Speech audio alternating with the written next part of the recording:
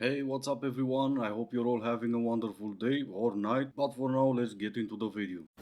If you're going on a first date, I genuinely feel like the most important question that you can ask someone to get to know them is not something like, oh, what's your love language? Or like, what are you looking for? Or anything like cliche like that. I genuinely think the best question to ask is, what song would they play when they're bleeding out in like a snowy forest or something? Like they're lying there and like the blood's getting on the snow. Like, what is the last song of their life? That will tell me everything that I need to know about your character, and I will be judging you profusely on the answer. You guys are never going to believe this, but she is still single. Also, something that's hard to believe, but you would be wrong if you doubt it, is she knows every single song that was ever written. And not only that, but she already knows every single song that will be written at some point in the future. But speaking of brain damage, let's watch one more. The worst man that you know is currently breaking no contact with a girl by sending her an Instagram reel.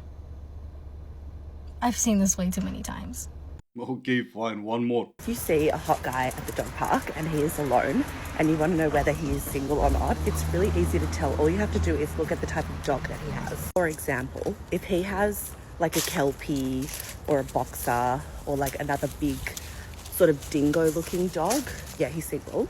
If he's got a cavoodle, he has a fiance at home. If he's got a German short-haired pointer, he's like most likely single, most likely. Any sort of like whippet, Italian Greyhound or regular Greyhound, he's married. Labrador or Golden Retriever, he has a partner. But if it is some sort of like lab cross, single. Unless it's a Labradoodle, in which case, not single. If he has a Frenchie, he's gay. If he has two Frenchies, he's married and straight. If he has an Australian Shepherd or a Border Collie, single. I don't make the rules, sorry.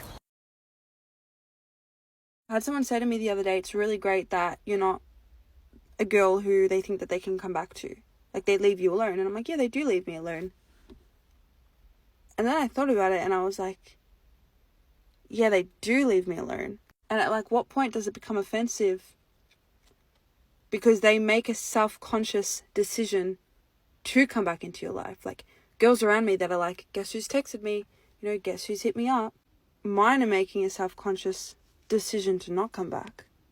And I don't know what's worse. At least just still tell me that I'm pretty. I may be an a-hole, but even I don't lie that easily. It's supposed to be a good thing they don't come back. Well, it does depends a lot on how you live your life or how you acted in that relationship. If you were a complete maniac, then sure, you're pretty, I'll stay away. If he was the complete maniac on the other hand, he already knows there's no point on coming back. That should be a good thing, right? Well, unless you get your ego involved, then I guess it's not. So I'm walking today and there's a guy walking towards me and he's checking me out visibly, okay? He doesn't give a damn. He's giving me a good look up and down and I can tell visibly that he likes what he sees because he's only human, It's like, I can just tell that he was like, not bad, seen worse, you know what I'm saying? So as he passes me, he does the look back to see if I pack in the back what I pack in the car. No, just kidding, he's just looking back to see if there's any ass there, you know what? He's a man. I have never in my life seen anyone look back and turn so quickly in sheer disappointment. Okay? It looked like he'd looked back and all I had back there is hopes and dreams. It was actually quite sad. He looked like he was looking like a disappointment on his face, like I've just wasted the use of my neck muscles to look at that. And I'm a little bit offended because I've been in the gym.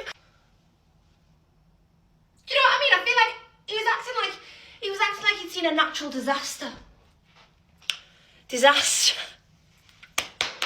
Unplanned. Be mindful when you're checking people out on the street. Don't act disappointed. Well, he wasn't acting, he was genuinely disappointed. But that's how you build suspense, You start a story, then you fill the empty spaces with more empty spaces, and then you lead to the really bad ending. There's nothing in the back. I'm not sure there's much in front either, but maybe he was acting.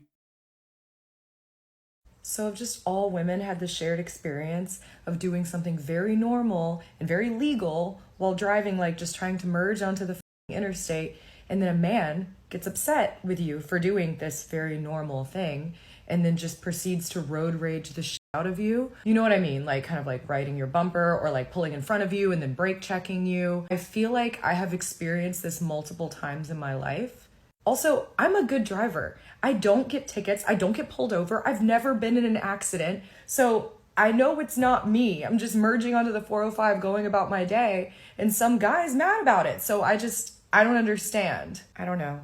Men are always saying that women are too emotional, but it's always a man who's pitching a fucking fit in traffic. I'm a good driver, I pinky promise. Well, in that case, I must be a really bad driver because that never happened to me. That never happened to anyone that I know. So that kind of brings up a question. Why do you think it happened to you and it kind of happens to you on a regular basis? See, here's the thing, princess. Driving on a straight line doesn't make you a good driver. It doesn't even make you a safe driver. I've seen a lot of lunatics signaling a left turn and then they turn right. And I'm 100% sure if you ask them, they'll say they're great drivers. Because they were also never involved in an accident. So I have a question.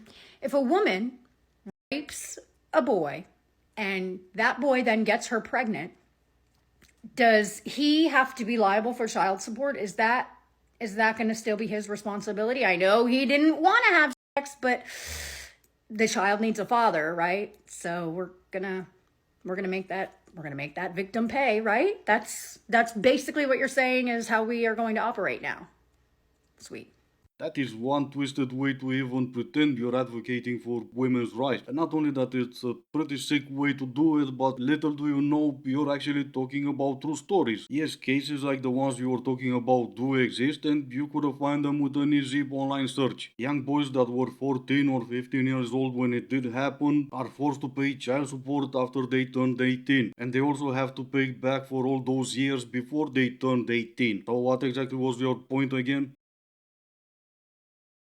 I am genuinely a bit shook, guys. So I was watching this social media thing the other day and there was like two girls and they were like swiping on Tinder or Hinge or Bumble or whatever the hell it might have been. And she comes across this guy and she's like, okay, so he's got his own job, he owns his own house, seems to have his head screwed on, like looks really nice, really good looking. Then they get to the height and he's 5'7" and she literally instantly goes, scroll, and like goes left. Then she goes to the next one along and it's this like 6-foot guy who's like tall, dark and handsome. And he's like come out of prison and he's rebuilding his life. And they're like, yeah, swipe right. And it just got me thinking, like, how can people be so freaking caught up on height? Does it matter if you're 5'11" 3/4 or 5'7"? Like, what is the deal breaker with that? Well, you see, it depends. What was the tall guy locked up for? If he's a burglar, then he knows how to open the door for you. Not to mention there might be some parkour involved, so he's fit. And not only that, but on top of him being tall, he knows how to make money. So you just know he's gonna treat you like a princess until he's gonna, I don't know, turn you in to cut a deal. Did you potty party? No, I didn't. This is not why I got arrested in Dubai. And this potty party thing that goes on there, I just think is absolutely vile. I really don't understand how it's a thing or how it's a fetish for people, but it's just disgusting.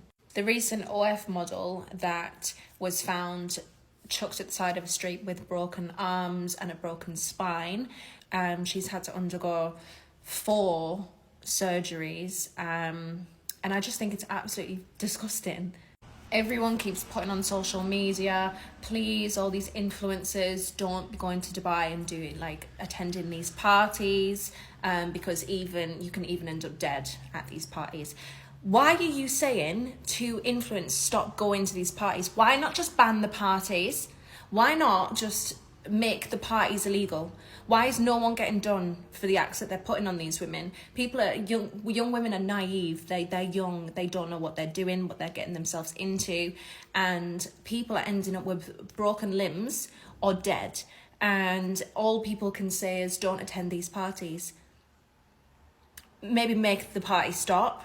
Sure, absolutely. How do you make those parties stop outside of not attending those parties? How exactly will you make them stop? It's not like they're publishing in the news that they're gonna have a party. So it will be probably up to you to read everyone's mind. And sure, I find those acts just as disgusting as you do. But being naive or growing up poor, it's not really a good excuse to attend those parties. And when you're talking about OF models, as you call them, we're not talking about being naive here.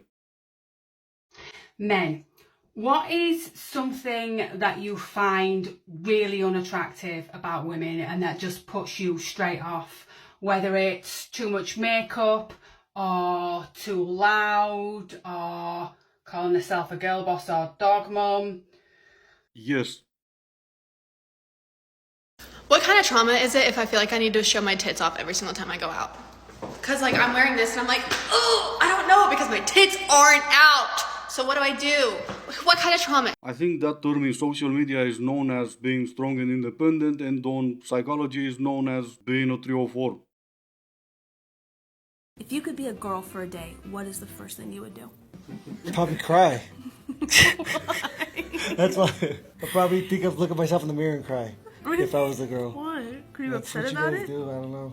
It's what we do. I'm hungry. I don't like my hair. My shoes suck.